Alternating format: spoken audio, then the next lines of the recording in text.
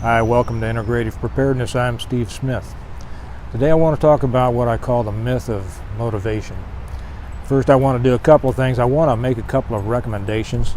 A couple of, if you see a dog down here, I don't know if you can or not, but he's not supposed to be here. He's not a prop. I guess he just won't stay away from me. This is my dog. I asked my cameraman, is the dog in? Is Max in? Okay. Well, this is my dog, and actually it's a breed that I suggest. I wasn't going to get into this here, but people have asked me what kind of dogs I really recommend. Max is just about the perfect mix that I do recommend. He's half Shepherd, a quarter Rottweiler, and a quarter Husky. The Shepherd gives him the natural defensive personality for a family and for kids. They become a real part of the family. Rottweilers are much like that. They're only second probably to the Shepherd. A lot of people are afraid of Rottweilers, but there's no reason to be. They were originally butcher's dogs in Germany and trained to pull the big butcher's carts and such, and they are real family dogs, and a lot of people try to make them mean, but you know, that's the problem of the owner, not the problem of the dog.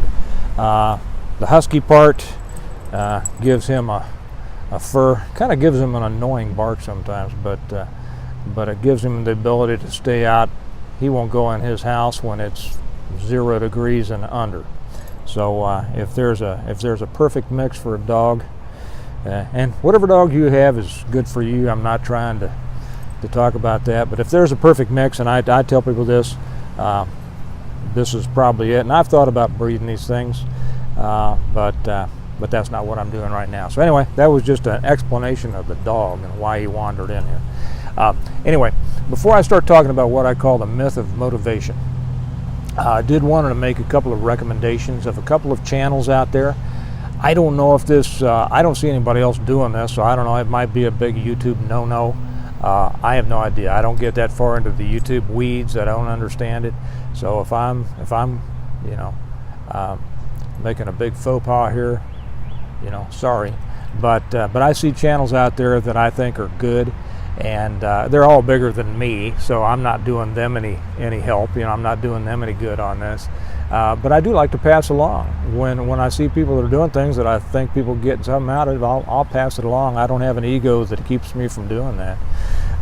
And so one of them, because these are guys who are actually doing things, and they will show you things that I'm probably never going to get around to. You know, I do write books on preparedness and such, but I am a writer, and I do most of these things that you'll see, but I don't have the time, and I'm probably never going to get around to actually showing you the hands-on stuff that these guys do all the time and do very well.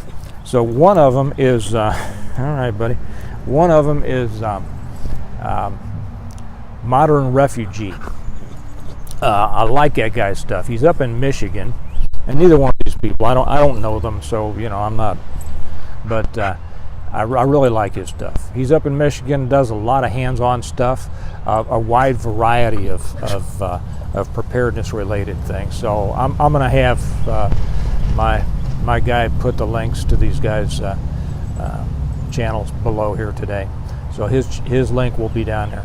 Another one is Ontario Homestead or Homesteader, and I'm sorry if I'm saying the wrong thing. It's either Homestead or Homesteader, but it's Ontario.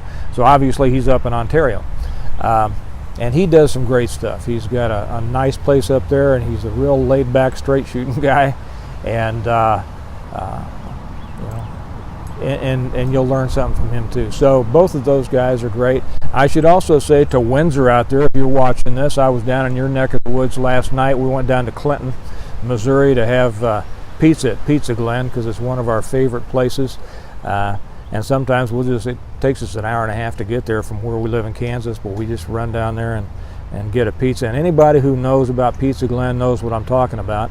I tell people they ought to invent a different word for it so that it won't get confused with everything else in the world that people call pizza. And Windsor, you probably agree with me on that. So anybody who hasn't been there, if you ever find yourself going through Clinton, Missouri, treat yourself and go to Pizza Glen. And that wasn't a paid advertisement. They don't know I exist. I just love them. So anyway, is there anything else? Yes, there's one other thing. Probably in the next, we're just about to wrap up, or I am just about to wrap up the third book, The Renewal. We're going through, I've already started the editing process of it, while I'm finishing about the last 10% of the book, and that's the way that I do it. I'll start editing, so anything that I find I didn't, if I didn't tie up the ends on something, I know. And we're tangled here. All right, buddy. All right, okay.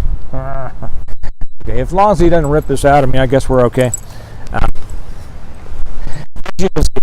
don't train my dogs to be, to follow orders like, in German or anything. I like them to keep that natural loving of the family kind of, because they're plenty defensive as it is. So anyway, I'm wrapping up part of the renewal, and I'll be starting pretty soon on the fourth book, and in that, us across the country.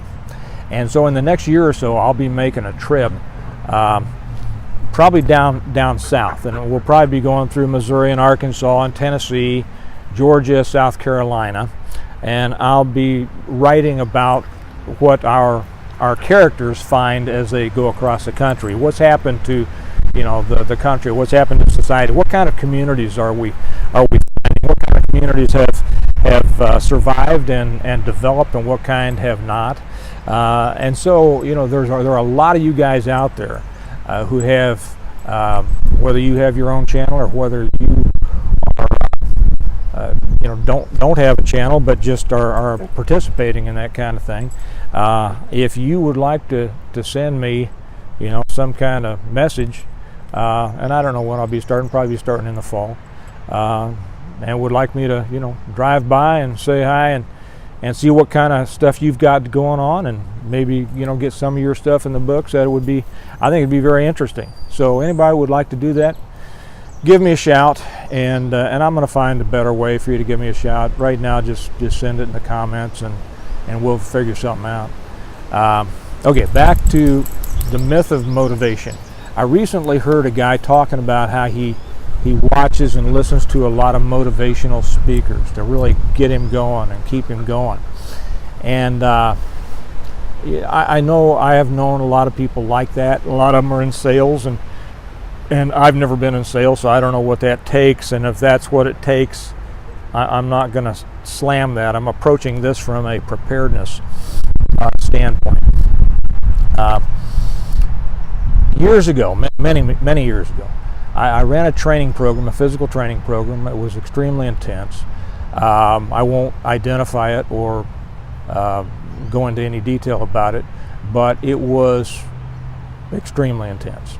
It was the basic was 3 months long. We had about, in a good class, we had about a 93% washout rate. In a bad class, 100% washout rate. Had a couple of young Marine officers come in. And the night before it started, I talked to them a little bit and find out how they were feeling about it and what they were thinking. And they're both good guys, and young, fit, well, as you can imagine. They said that they weren't worried, but they didn't know whether they were going to be able to do it. They said they would do their best. But they had heard about it and just hoped that they'd be able to make it through. And I like that. I love hearing that kind of thing. Okay, I got to talk louder now because my dog here is not YouTube trained. He didn't know to not to rip the cord out. Now I got to buy a new cord. So anyway, I'll see if I can talk as loud. I used to be able to talk as loud as anybody needed me to be. So anyway, back to these young guys. I always hated it when a guy came in and said, I'm going to make it. I got everything. And I'm going to, failure is not an option, that kind of stuff. Okay. Talk's cheap, right? And I would usually find that those people did not make it. The ones who made it were the people that said, I'm going to give it my level best, and actually did. So anyway, I told them that, and they had heard that this training was tougher than what they'd been through in the Marines. And I told them I didn't know. I wasn't a Marine. And I was never in the military. I followed a different path. But so I didn't have any idea whether this was tougher or not. But there was one thing that I felt that I could tell them, and that was that I figured that probably being yelled at, and I was in something where we got yelled at a lot,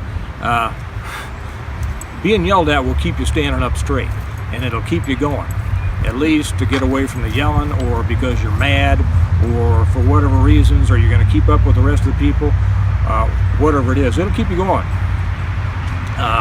But the people that were in that kind of situation had kind of a vested interest in you succeeding.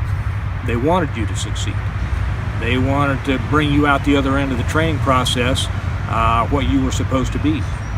And I explained that it was going to be different in this thing that they were going through because nobody cared. And I don't mean that to sound cruel. And I told them, I don't care if you make it through or not. You know, I'm sure you're both fine guys, but I have no emotional interest in you succeeding or failing. You know, that you were going to do it on your own, that people were simply going to be there telling you what to do, telling you what to do next, telling you how to do it, and whether you did it, and whether you did it well enough, and whether you did it long enough, and whether you did it hard enough, and if you could do it again and again and again, was going to be entirely up to you, because I was going to have to depend on these people when they got out. And if I had to be there to keep them going, that wasn't good enough. I don't want somebody that I'm dependent on, that I have got to be there being their constant cheerleader and keeping them going. So as it turned out, both these guys made it. They made it because of their character. You know, there were a lot of people that were just as in just as good a shape as they were that did not make it through, and it had to do. And I'm not going to call people of bad character. I'm just going to say that these young men made it through because of their character and the depth of their will. So anyway, I kind of translate that over to prepping, to preparing.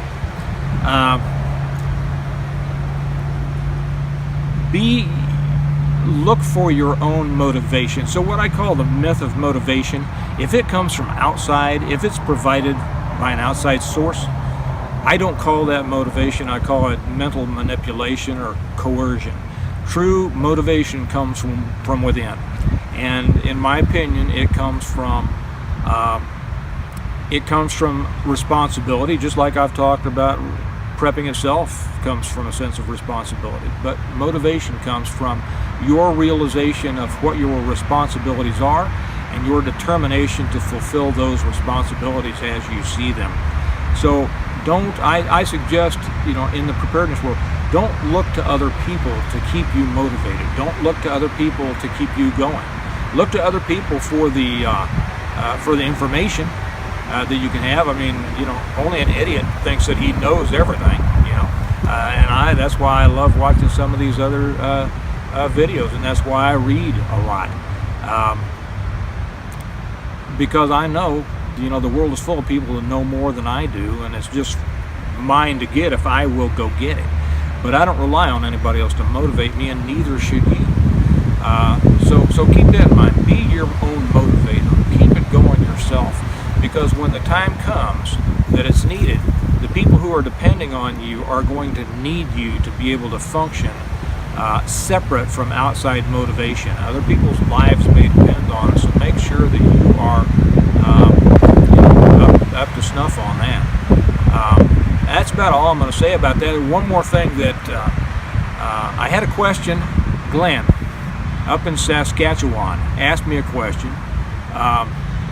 And Glenn, I remember when I first learned about Saskatchewan, I thought that was the coolest sounding name I'd ever heard. I think I was in second or third grade, and I was very proud that it was the longest word that I learned how to say at the time. So Glenn asked me if I had read John Glubb's Fate of Empires. And yes, I have. And he asked me my opinion of it. I think, and for those of you who haven't read it, you should. And it pretty much details in a very short treatise. I don't remember how many pages, not very long, but he takes us through the rise, the apex, the decline, and the collapse of the different empires throughout history. And he comes to an interesting conclusion that they last all of them around 250 years. And he goes into pretty good detail. And it's not overly detailed. It's fairly interesting reading. It's not dry. But he goes into interesting detail, and he shows the stages of those different parts. And yes, my opinion is that we, sadly, America is in the last, it's either in the last of the decline or in the first part of the collapse. Sad to say. I hate to say that, but you know, truth is truth, and that's my opinion. So anyway, Glenn, that's my opinion on it. For anybody who hasn't read it, you should. There are several books that I recommend everybody read. I probably should have done a separate video on this, but that's one of them. First is the Bible. Okay, the second is Atlas Shrugged. The third is War is a Racket by Smedley Butler. A fourth one is About Face by Dave Hackworth. And another one, I think there's going to be some that I'm missing, but another one is Unintended Consequences by John Ross. It is it's the Atlas Shrugged of the gun culture. It takes you back from the very beginning of gun laws and takes you clear up through today. And it's fairly expensive. I think it's going for $150 now, I guess, something like that. But if you got $150 you want to spend like that, it's well worth having. So anyway, I'll wrap it up on that. It is a beautiful day, as I say, out here in Kansas. Every time I say that, I think about Coursera out there in California, and he's going, I have one of those days every day probably. But anyway, here in Kansas, we love them when we get them. So I think that'll do it, and I'll remind you, along with everything else, we prepare well today in order to live well tomorrow. Thanks, and I'll see you on the next one. Bye-bye.